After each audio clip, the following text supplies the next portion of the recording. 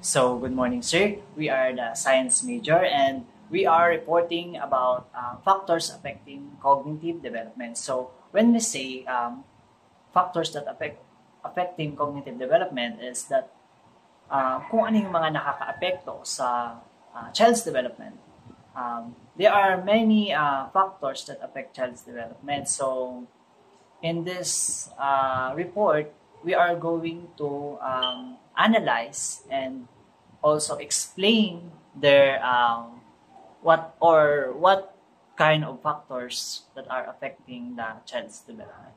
So let my group proceed with a video presentation of our report. So I hope you clearly hear what our group are trying to say. So thank you.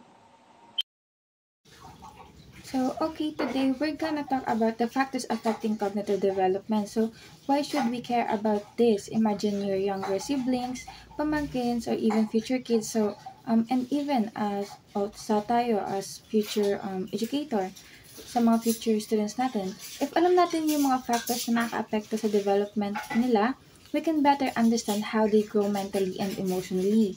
More importantly, we can figure out if something's wrong early on. So, para if may signs of developmental delays, we can address them agad, right? Plus, knowing these factors help us create environments that support their growth. So, we're not just learning this for academics, but for practical and real life use then. Now, let's start by setting clear objectives for this lesson.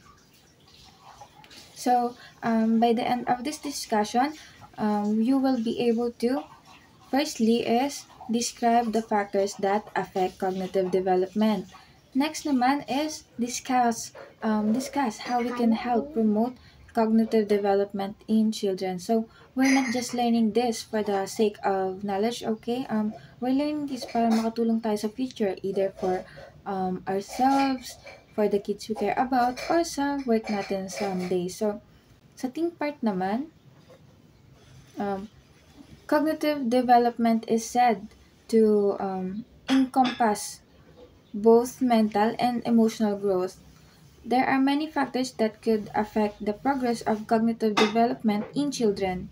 Similar to what affects the physical development of children, these factors can be biological and environmental. So now, here's something to keep in mind. Cognitive development isn't just about how smart someone is. It's more than that. It includes emotional and mental growth. So, parang package deal silang dalawa. So, there are two big groups of factors that can affect the cognitive development. Ang isa is biological factors and ang isa naman is environmental factors. Both nature and nurture play a role, hindi lang genetics and hindi lang din environment. It's both. So, imagine na lang natin or i-relate natin sa isang plant. Kahit good quality ang seeds, genetically, pero kung poor ang soil and walang sunlight from environment, magiging stunted pa rin siya. So, it's the same with kids. Okay, before we dive into the details, let's first define ano nga ba ang biological factors. Biological factors refers to the physical and genetic aspects ng katawan natin na may direct impact sa development natin bilang tao. Ito yung mga traits and condition na namamana natin or likas na bahagi ng katawan natin like our genes, hormones, physical health, and even how our brain and body functions. Sila ang foundation ng cognitive development natin kasi nakabase dito kung paano tayo nag-respond sa mundo around us. For example, ang health ng ating sense organs, intelligence levels, and natural growth process o yung tinatawag natin na maturation ay lahat part ng biological factors. Kumbaga sila yung part or yung mga built-in na characteristics natin na nagiging starting point ng pagkatuto at pagdevelop ng utak natin. So, for today, iisa-isahin natin ang isa sa pinaka-basic pero napaka-importanting factor which is sense organs. So, kumbaga, sila yung pinaka-frontliners ng brain natin in receiving information. Now, let's dive deeper into sense organs.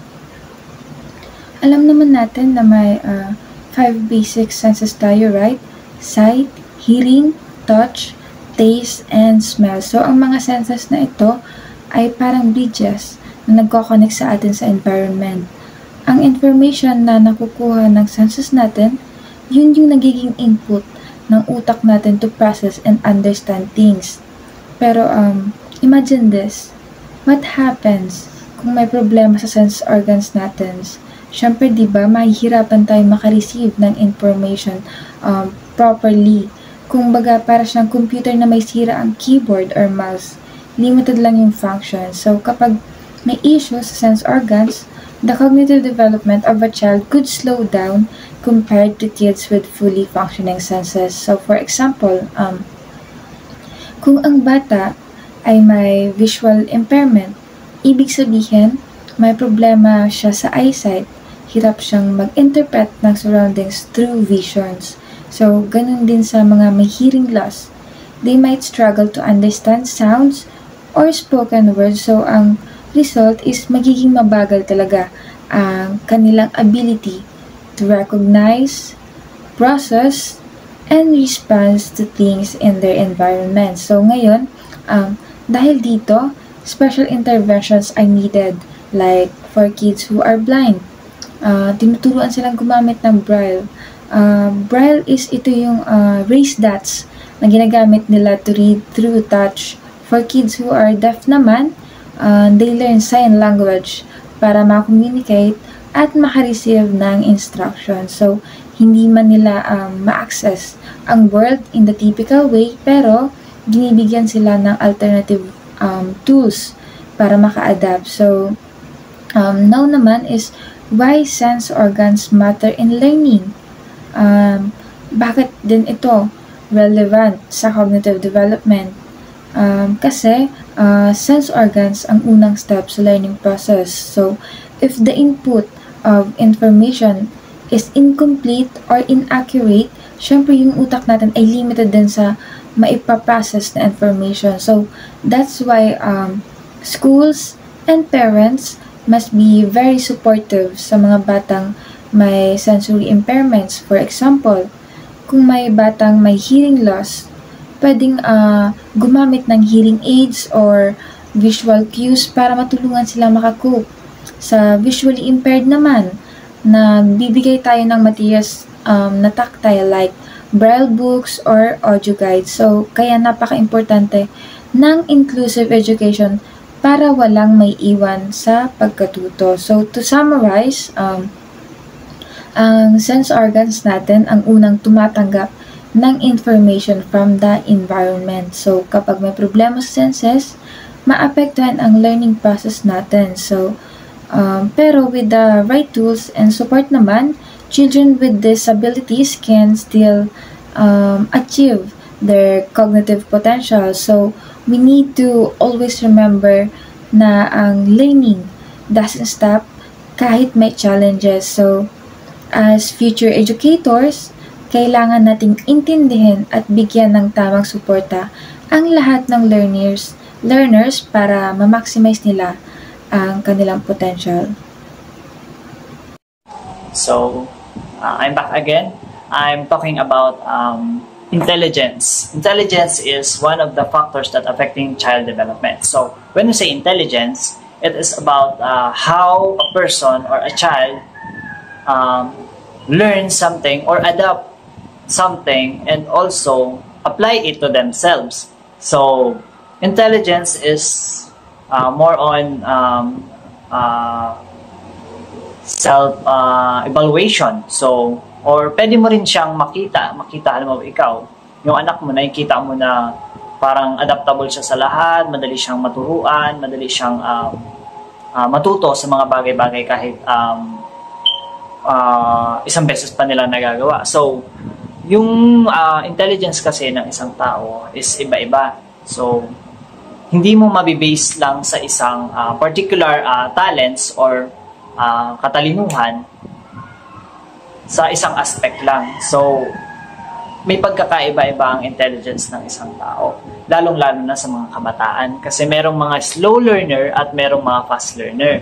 So, yung intelligence kasi is malaki yung epekto niya or factors that affect child's development kasi yun na nga sinasabi ko, may mga slow learner and fast learner. So, syempre, may advantage yung mga fast learner kasi mas mabilis yung kanilang child development or yung development nila. Hindi lang sa pakikicommunicate sa ibang tao, kundi pati sa utak nila, sa brain nila, kung paano sila mag-adapt, kung paano sila makipag-communicate or makipag-socialize, the way they interact, and also kung paano nila mabibuild up yung confidence nila sa ibang tao. So, dyan nababase minsan yung intelligence. So, pagdating naman doon sa mga disadvantage ng slow learner is parang mas mabagal ang kanyang development kumpara doon sa mga fast learner or sa mas more intelligent person or more intelligent na mga bata. Kasi sometimes ang environment ng kabataan or yung nasa kapalibot niya, halimbawa yung sa family niya and also kung paano siya disiplinahin or kung paano siya i-guide sa mga bagay-bagay is nakaka-apekto din yun sa intelligence ng isang bata. Kaya usually yung mga nasa good environment or nasa good family, like for example yung lahat na dyan, yung mga may kaya, yung kompleto yung mga sa pagkain, hindi siya malnutrition. So, lahat yun may epekto sa intelligence ng isang bata. And so, yun yung mga bagay na dapat nating bantayan or mas pagtuunan ng pansin sa mga kabataan. And kung paano natin i-handle ang kanilang intelligence, kung sila ba ay slow learner or fast learner or kung gaano sila ka-intelligent. So, ayun. So, good morning everyone. My name is Kim Lazado from BS Ed1 Science. So, my topic is about heredity, which we talk about the one of the key factors on how a child how it can affect a child thinking, reasoning. And when we say kasi heredity talks about the inheritance from parent to children. It's not just about the way they speak, the way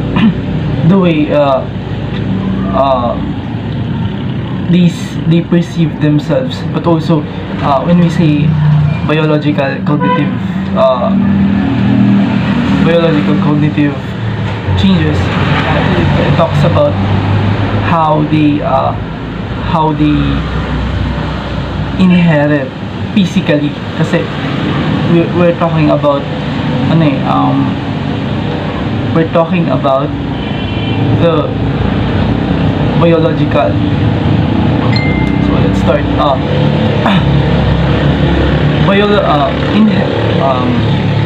Heredity is the sum of all biological processes, which means the particular characteristics are transmitted from parents to their children. So, gaya nga ng sinabi ko, it talks about biological characteristics, like one child can inherit if their mother had a blue eye, they can also inherit that physical attribute. Also their facial expression, their facial shape, nose, ears, etc. One of the that they can inherit is the chronic diseases, which is very it's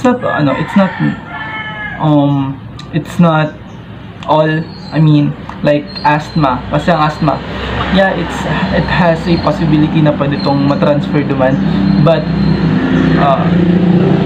for example, first child, he or she didn't have that same disease, or I mean the asthma, like their father or mother. Instead, he grows up like it has nothing to do with genes, but the next child or the second child, it has a higher chance na pwede itong ma-inherit. So that's why keep an eye on your child if it happened on that case. Next is common example of the heredity disease like cystic fibrosis, hemophilia, and muscular dystrophy.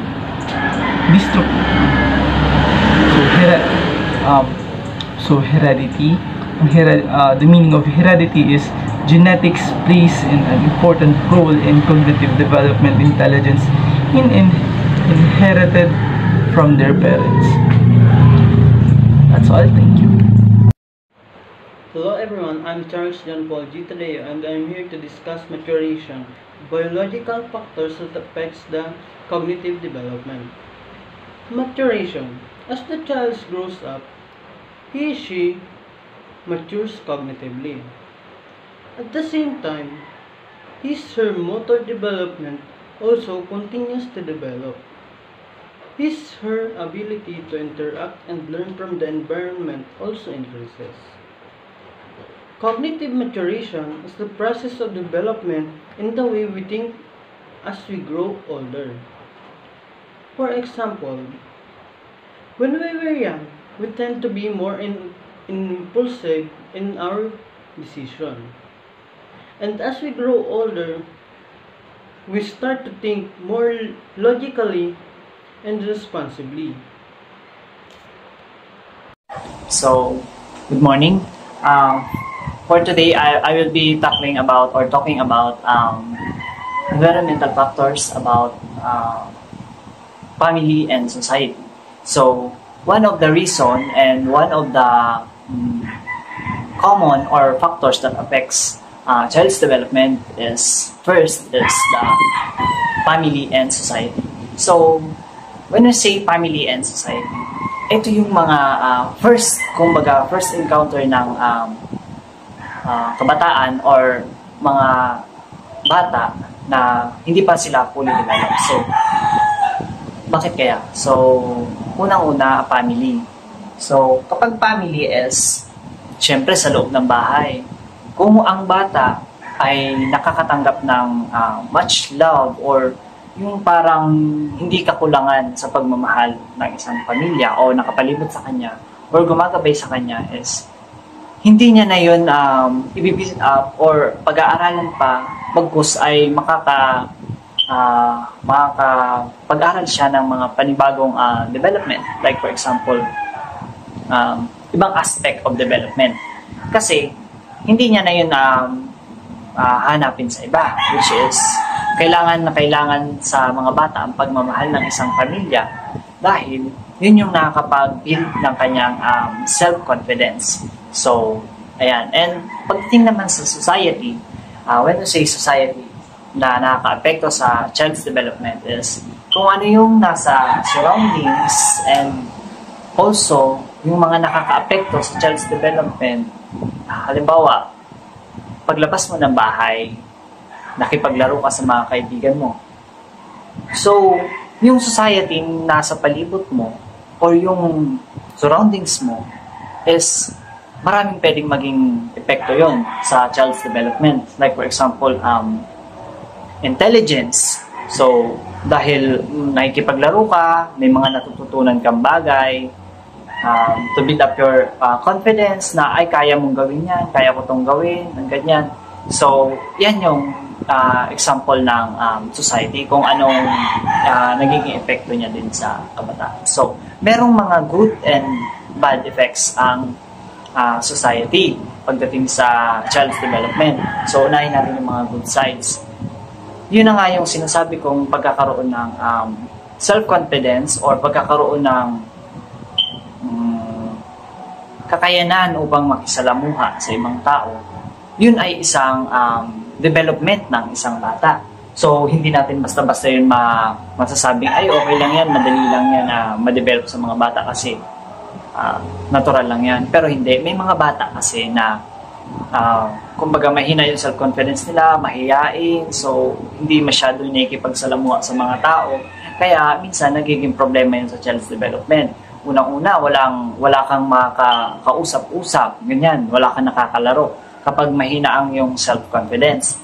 So yan ang pinaka magandang epekto ng society, which is kung yung society na nandun yung bata is good or pinapakita na mahalaga siya, mahal siya, or parang hindi hadlang yung communication niya sa ibang tao. Kasi maganda yung pakikitungo sa kanya sa community na yon or sa isang society.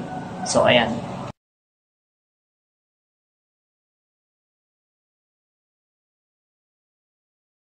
Play. A child learns about the things around him here through play. When given the opportunity to play, children have more chance for cognitive development. Play is an opportunity to develop thinking skills like analysis and generalization through exploration, experimentation, and trial and error. So, in words, trial and error, kapag naglalaro sila and pag hindi naman talaga sinasadya na magkamali yung bata, nagkakaroon talaga ng trial and error. Like, example, tumakbo yung bata tapos nadapa. Yun yung trial and error habang naglalaro sila. And exposure to educational toys helps develop abilities to recognize colors, letters, and numbers. Example, sa 5 toys, we have cars, color 5 toys, and example, green, white, red, black, yellow, ganun. And that have numbers. So, ma-recognize nila na this color blue have a number of 5, ganon. And playing with other children helps language develop and social skills as well. So, example, ako may kalaro ako. Parang I need to communicate with them para magkaroon kami ng language development or social communicate. Syempre, para mas maganda, may kalaro ka and you need a communication to mas maganda yung paglalaro ninyo, di ba? And also, nagkakaroon kayo ng this also could develop language, concentration, creativity, logical thinking, and abstract thinking. Play also help develop motor skills like eye hand coordination, motor function, and spatial awareness. Memory games and all sort of puzzles help develop not just memory but also visual, auditory, and kinesthetic ability, logical thinking, and pattern recognition. So, good day everyone. So, we're going to talk about various stimuli. When we say various stimuli, it is when the child is exposed to different stimuli. For example, the child is exposed to different languages, in different musical instruments, in art industries, in fishing, farming, or in other different stimuli. Nakakatulong siya sa cognitive development ng bata kasi nade-develop yung, for example, sa musical, nade-develop yung memorizations, yung concentrations. When we say naman sa farming, yung flexibility of thinking, nakaka-help yon to do something new in the field of farming. Also, when the child exposed to different languages, mas madali niyang ma-identify yung mga symbols and concept nung binabasa niya or nung sinasabi nung iba. So, ganun nakakatulong yung various stimuli sa isang tao, sa isang bata, 'di ba? When we say various stimuli, yung mga nangyayari sa paligid niya, tas nakakatulong yun sa kanya by giving lots of memorizations, concentrations, flexibility in thinking, the critical thinking of the children. So, thank you so much. Bye-bye. So, hi. Our topic is factors affecting cognitive development. Nagpo-focus po ini sa mental and emotional growth. They have two factors po, which is biological factors and then environmental factors. My topic was in environmental factor, which is sleep, which means sleep is good not just for the body and the brain, it is also good for cognitive development, since this allows time for processing of information acquired during the day. So, kaipuhanta po ning properly sleep, kaipuhanta ning rest.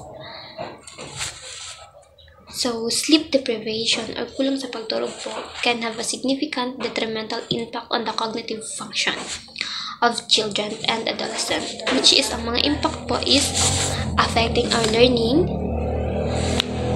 Nakaka-apekto po ini sa tuyang pag-aadal, because if kulang kita sa pagtulog, di po kita makaka-focus sa sarang lesson. So, sa memory naman po, minsan may mga bagay na nalilingon kita or daita lang maalala. Then, next naman po is decision making. Sa decision making naman po, minsan pag may mga decision kita na napapasala tapos saka talang marirealize lately, dahil po yan sa kulang sa pagtulog. Din sa mood naman po is pag kulang po kita sa turog, minsan ang mood ta is iba-iba, minsan maanggot, minsan di ta aram kung ano. So, may iba-iba pa pong effect kang kulang po sa pagtulog. So, we need to sleep more, or we need to properly sleep.